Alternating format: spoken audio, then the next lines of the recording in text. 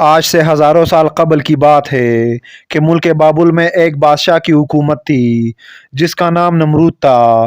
نمرود نہایت ہی سرکش اور ظالم شخص تھا۔ اس نے خدا ہونے کا دعویٰ کر رکھا تھا اور جو اسے خدا نہ مانتا اس پر بہت ظلم و ستم کرتا تھا۔ نمرود خود بت پرست تھا اور اپنے سلطنت میں بھی بت پرستی کی اشاعت کیا کرتا تھا۔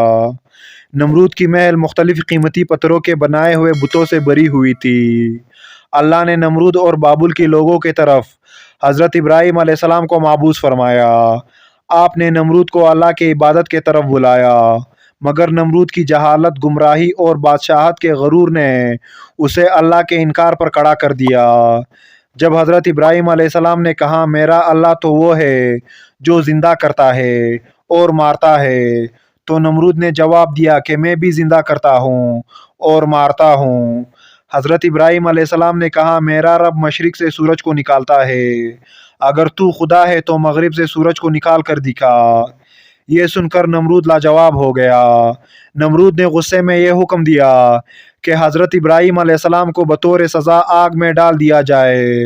لہٰذا بابل کے لوگوں نے ایک خاص مقام پر لکڑیاں جمع کرنا شروع کر دیا۔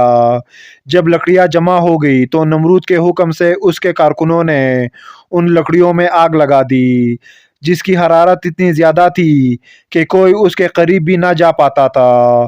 جب حضرت ابراہیم علیہ السلام کو اس جلتی ہوئی آگ میں پھینکا گیا تو اللہ کے حکم سے وہ آگ ٹھنڈا ہو گیا۔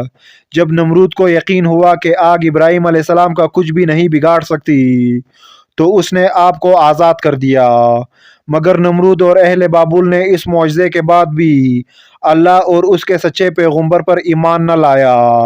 اس کے برخلاف نمرود نے بابل میں ایک عظیم مینار بنوانے کا حکم دیا جس کے ذریعہ وہ ابراہیم علیہ السلام کے خدا سے مقابلہ کر سکے۔ اس نے مزدوروں کو یہ حکم دیا کہ اس مینار کو اتنی بلندی تک تعمیر کی جائے کہ بادلوں تک پہنچ جائے، تاکہ وہ اللہ کے خدا سے جنگ کر کے اس کے سلطنت کو بھی فتح کر لے۔ جب یہ مینار تعمیر ہوا اور بادلوں کو چھونے لگی تو نمرود اس پر چڑھ کر خدائی کا دعویٰ کرتا تھا اور آسمان کی طرف دیکھ کر خدا کو للکارتا اور لوگوں سے کہتا کہ آسمان کا خدا کچھ جواب نہیں دے رہا ہے کیونکہ وہ میرا مقابلہ نہیں کر سکتا۔ لہٰذا یہ دیکھ کر نمرود کو پوجنے والوں کی تعداد میں اور تیزی سے اضافہ ہو رہا تھا اور جوق در جوق اس کے آگے سجدہ ریز ہوا کرتے تھے۔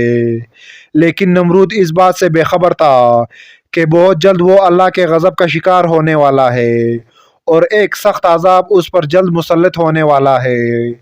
اللہ نے ایک آسمانی فرشتے کو نمرود کے دربار میں بھیجا۔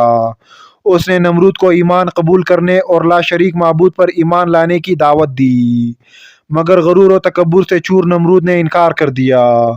فرشتے نے نصیحت کرتے ہوئے کہا خدا کی قدرت اور طاقت تم اور تمہاری فوج سے کہیں زیادہ ہے، اگر وہ چاہے تو تجھے اپنے سب سے کمزور مخلوق کے ذریعے ہلاک کر سکتا ہے۔ لہٰذا نمرود نے خدا سے مقابلہ کرنے کا تقاضا کیا۔ فرشتے نے نمرود کو 3 دن کی مہلت دی جس میں اس نے اپنی تمام لشکر کو جمع کر لیا اور پوری طاقت و قوت کے ساتھ جنگ کے لیے تیار ہو گیا۔ تیسری دن کے صبح اللہ نے مچھروں کا ایک بڑا لشکر بھیجا جو تعداد میں اتنے زیادہ تھے کہ سورج کی روشنی نظر نہیں آتی تھی۔ یہ مچھر پورے بابل شہر میں پھیل گئے اور نمرود کے لشکر پر حملہ کر دیا۔ مچھروں نے لشکر کے سپاہیوں کے خون چوس لیے اور گوشت چاٹ گئے، ان لوگوں کی صرف ہڈیاں باقی رہ گئی۔ ایک مچھر نمرود کے ناک میں داخل ہو گیا اور ناک کے راستے دماغ میں گھس گیا اور مغز کھانے لگا۔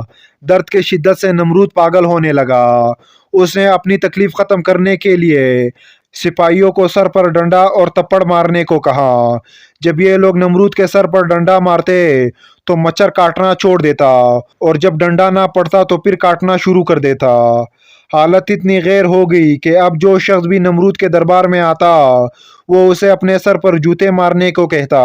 یوں اسے 400 سالوں تک جوتے اور ڈنڈے پڑتے رہے اور خدائی کا دعویٰ کرنے والا اتنی بڑی سلطنت کا بادشاہ ذلت کی موت مر گیا۔